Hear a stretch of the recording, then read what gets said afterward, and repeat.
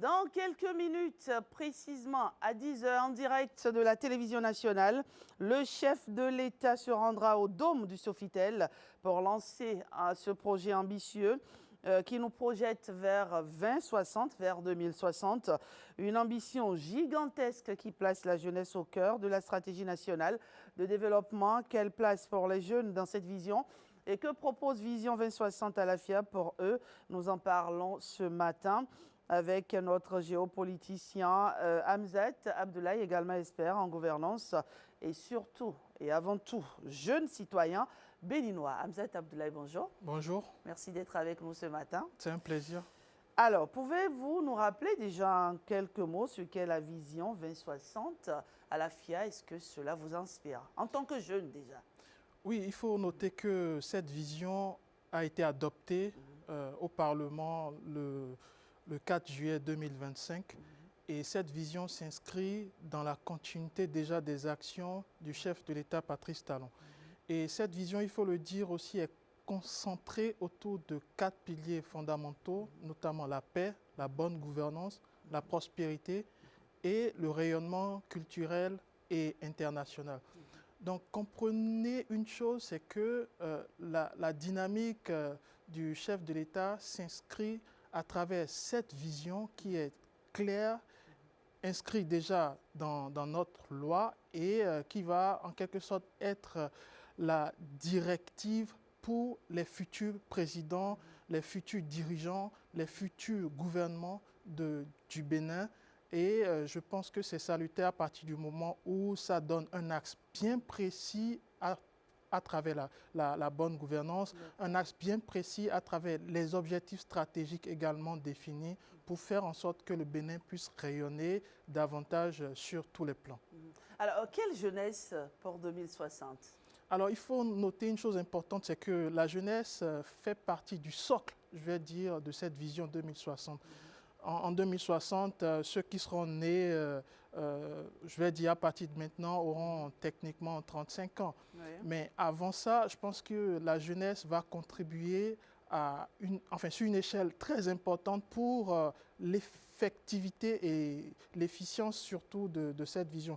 On ne le dit pas assez, mais la jeunesse a toujours été un défi primordial pour le chef de l'État et je pense qu'à travers les différentes actions durant sa gouvernance, durant ces 10 années... On a vu les signaux, hein, oui, des signaux, sont là et parlent. Des signaux très forts hein, par rapport à cette jeunesse. C'est vrai que le premier mandat du chef de l'État était concentré sur des axes très stratégiques, notamment liés aux infrastructures. Mais je pense qu'à partir du deuxième mandat, la jeunesse était véritablement ancrée au sein de sa gouvernance et à travers également les décisions qu'on a observées depuis maintenant plusieurs années. La jeunesse joue un rôle clé et important pour la suite de cette très belle histoire. Et il faut noter aussi une chose importante, c'est que la vision à la FIA 2060 met véritablement la jeunesse au cœur de l'action. Et je citais tout à l'heure les 4 piliers fondamentaux, la paix, la prospérité, la bonne gouvernance et le rayonnement culturel et international. Cela ne peut se faire, bien entendu, sans cette jeunesse qui attend. Une jeunesse d'ailleurs que Patrice Talon considère comme la richesse la plus durable et le moteur essentiel du développement, appelant bien entendu à chaque occasion les jeunes à prendre le relais pour construire l'avenir du pays. Est-ce que vous pensez que ce document, cette stratégie nationale va, on va dire, installer les bases qu'il faut, n'est-ce pas, pour permettre finalement à cette jeunesse de jouer convenablement son rôle? Oui, absolument, parce que c'est déjà une vision qui va marquer la directive du Bénin, du pays, dans le sens général. Et ensuite, la jeunesse participera à ce que cela soit effectif, dans la mesure où, comme le chef de l'État a bien su le dire, la jeunesse est une véritable richesse. Et mettre cette jeunesse au cœur de cette vision, c'est en quelque sorte garantir la pérennité des objectifs fixés. Et ces objectifs fixés aussi ont des retombées, je vais dire, économiques. On sait que la jeunesse aujourd'hui ne peut pas être mise en marge vis-à-vis de ce développement économique auquel on aspire depuis, je dirais, les années 60. Et pour des questions de mauvaise gouvernance, entre autres, surtout, on n'a pas pu atteindre ces objectifs liés au développement économique. Mais aujourd'hui, je pense qu'avec cette vision qui est assez claire, les différents gouvernements qui vont certainement se succéder à travers les années vont rester sur une configuration claire et précise. C'est-à-dire, il n'y aura plus de gouvernance débridée, il n'y aura plus de gouvernance politisée, mais beaucoup plus une gouvernance systémique qui épouse donc cette vision et qui restera dans une ligne très claire et précise d'objectifs stratégiques à atteindre. Alors, Hamzat Abdoulaye, que veut la jeunesse? Alors, quelqu'un disait les que... Les jeunes ont bien des aspirations. Quelqu'un disait que la jeunesse veut le beurre et l'argent du beurre. Bon, celui qui l'a dit n'a pas tort, mais il faut dire que la jeunesse attend beaucoup de nos gouvernants, dans la mesure où qui parle de jeunesse parle déjà d'employabilité, qui parle de jeunesse parle de formation, qui parle de jeunesse parle aussi de développement humain. Et ça, c'est des notions clés et capitales, bien sûr, par rapport à ce dont on parlait, justement cette vision à l'AFIA 2060. Et la jeunesse attend beaucoup plus de l'action pérenne, bien sûr, vis-à-vis des hommes politiques, vis-à-vis des gouvernants. Et comme on ne le dit pas aussi suffisamment, les précédents gouvernants, bien entendu, avant 2016, ont plus ou moins mis cette jeunesse en marge des questions clés liées justement au développement du pays. Et aujourd'hui, vu que l'Église est mise véritablement au centre du village, c'est-à-dire la jeunesse est inclue au sein de cette directive, au sein de cette vision, il est important de souligner que c'est une action notable. Et bien sûr, la jeunesse aura toujours d'autres attentes liées à l'effectivité de ce plan d'action, mais je reste convaincu qu'elle sera satisfaite à travers les lignes claires et établies de cette loi. Alors, les jeunes qui nous regardent aujourd'hui, déjà, qu'est-ce qu'ils doivent commencer à intégrer déjà pour, on va dire, porter le plus possible cette vision 2060 afin qu'elle passe, on va dire quoi, de projet à réalité? Déjà, il faudrait que les jeunes s'approprient la vision à travers la loi. La loi est disponible sur Internet et sur plusieurs canaux digitaux du gouvernement. Donc, s'approprier véritablement cette loi, c'est une façon d'entrer dans le corps et l'esprit même de la loi en question. La deuxième chose à ce niveau, c'est que les jeunes doivent véritablement se l'approprier aussi en s'identifiant à cette vision et en prenant, je vais dire, des initiatives parallèles à ce que cela soit une réussite totale. Je le dis pourquoi. Quand on parle, par exemple, de l'employabilité au Bénin, je pense que cette vision a défini des couloirs clés et propres pour que cela soit effectif. Alors, ça ne suffit pas, bien sûr, c'est un test, mais je le disais, se l'approprier en quelque sorte, c'est s'identifier. C'est s'identifier au test pour justement faire en sorte que cela soit une réalité sur tous les plans. Merci en tout cas, Hamzat Abdoulaye. Cette vision 2060 vient vraiment placer la jeunesse, on va dire, au cœur du développement du Bénin. Une jeunesse qui, comme vous le dites si bien, doit prendre à partir de maintenant ses responsabilités, n'est-ce pas? Absolument. La jeunesse a longtemps attendu, mais est-ce que la jeunesse était véritablement prête pour prendre les manettes? Mais aujourd'hui, je pense qu'il va falloir se reposer la question autrement. C'est-à-dire, je parlais tout à l'heure de s'approprier cette initiative en prenant des mesures claires et idoines, bien sûr, parallèles à cette initiative. Mais la jeunesse est prête, il faut le dire. La jeunesse a toujours été prête.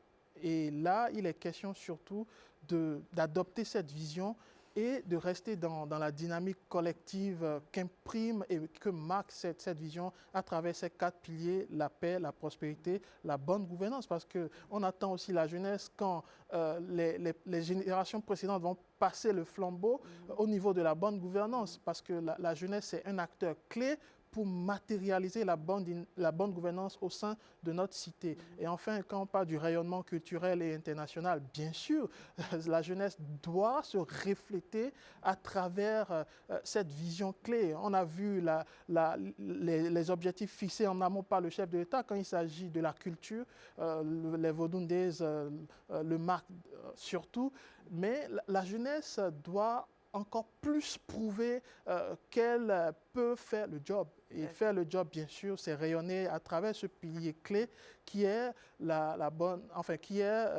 gouvernance culturelle et internationale à travers ce rayonnement important. Et ce qu'il y a aussi d'intéressant, il faut le noter, hein, Hamzat Abdoulaye, dans cette planification à long terme qui nous projette 34 ans plus tard, ce qu'il y a d'intéressant, c'est que cette jeunesse a été entendue. Le processus ayant abouti à ce document, à intégrer les jeunes, à intégrer les enfants. On les a entendus, on a écouté leurs aspirations, leurs perceptions et tout a été pris en compte. C'est ingénieux quand même. C'est une approche, on va dire, participative.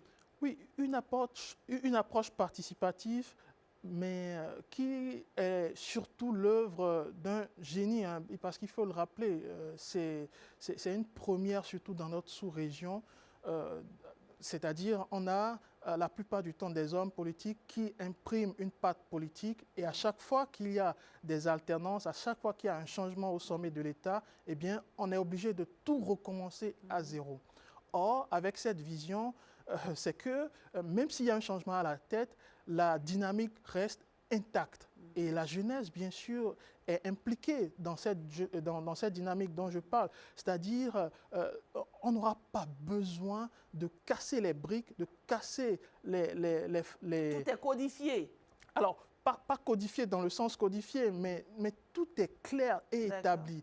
Je pense qu'il y a les bases qui sont jetées et sur ces bases, bien sûr quand je parle de bases, je parle de fondations. Les fondations sont établies et c'est sur ces fondations justement que va se construire l'avenir de notre pays. On ne le dit pas assez, mais le développement d'abord c'est l'affaire de la jeunesse. Et aujourd'hui je pense que la jeunesse va se l'approprier. Et bien sûr, il faut saluer cette initiative qui relève surtout de l'œuvre et du travail d'un homme qui est à la tête du Bénin maintenant depuis 10 ans et qui tient surtout à ce que son avenir continue de rayonner, notamment à travers ces piliers que j'ai évoqués tantôt. C'est vrai que pour l'heure, on n'a pas encore les détails, n'est-ce pas? Ah oui, on a les détails. On a les détails parce que la loi est... La presse n'a pas encore les détails. On a les grandes lignes. Bien sûr, comme je le disais, c'est qu'il faudrait se l'approprier.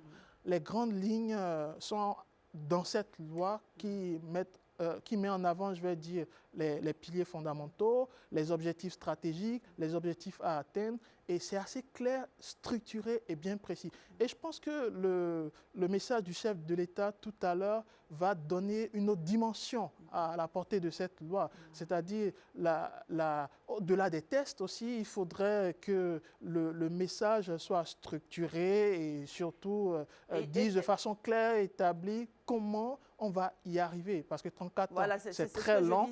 Et on imagine qu'après le lancement, tout à l'heure, on ira, les cadres, on va dire, iront un peu partout expliquer cette vision à la jeunesse parce qu'il faut que la jeunesse entende ce message, n'est-ce pas? Oui, bien sûr, parce que c'est là où on parle de la vulgarisation.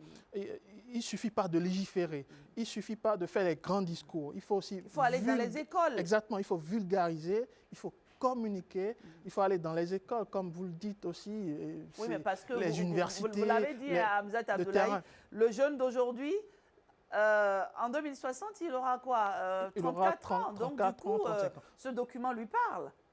Alors, ce document lui parle déjà dès maintenant, mais pour que cela lui parle, il faudrait qu'on puisse aller vers cette jeunesse pour leur faire comprendre le contenu et les ambitions aussi de cette loi.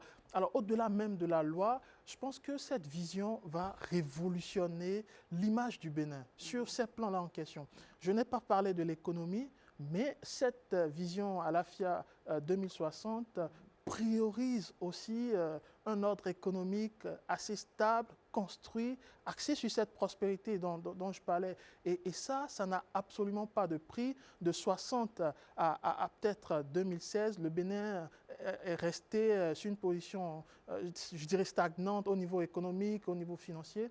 Mais il y a des bases qui ont été posées depuis 2016 et on le constate surtout ces 4 dernières années. Le Bénin n'a peut-être plus rien à envier à la Côte d'Ivoire ou au Sénégal parce que justement l'avenir est dessiné et établi à travers toutes les directives qu'on a observées.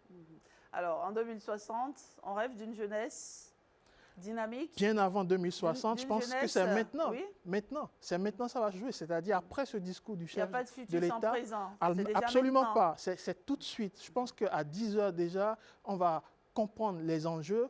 Et ensuite, dès maintenant, je crois que la jeunesse va devoir se l'approprier et être prêt. Parce qu'il faut être prêt aussi. Il faut être prêt par rapport aux défis auxquels notre pays fera face dans les prochains mois. Il y aura les élections présidentielles, il faudrait être présent. Et au-delà de ces élections, il faudrait être impliqué activement à travers cette vision pour que le Bénin soit gagnant. Et je pense que ce sera l'essentiel du message, c'est que le Bénin, rien que le Bénin, pour que tout le monde puisse gagner. En tout cas, vous, en tant que jeune, vous prenez déjà la pleine mesure.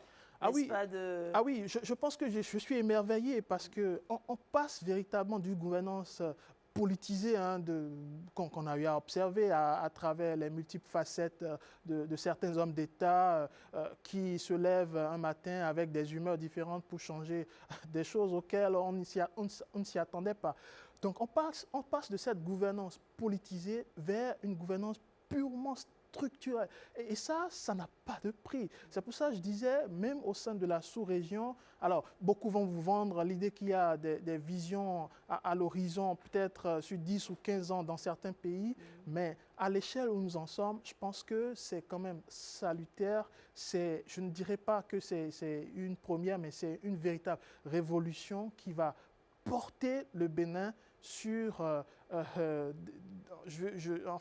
sur une phase véritablement intéressante.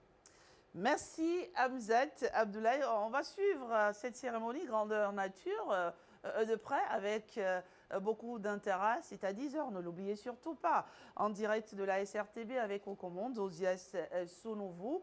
Et donc, je le disais, on va suivre tout ça de près. Oui. Et moi, j'y serai parce qu'il faut être présent, comme je l'ai dit. Donc, je pense que le rendez-vous est pris pour 10 h et pour 2060 surtout.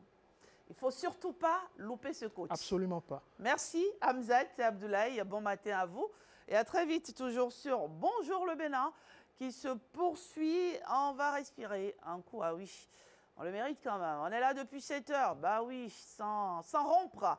Et donc, une pause s'impose. On y va. Et juste après, on va retrouver Patrick Diossou pour ces événements à la une.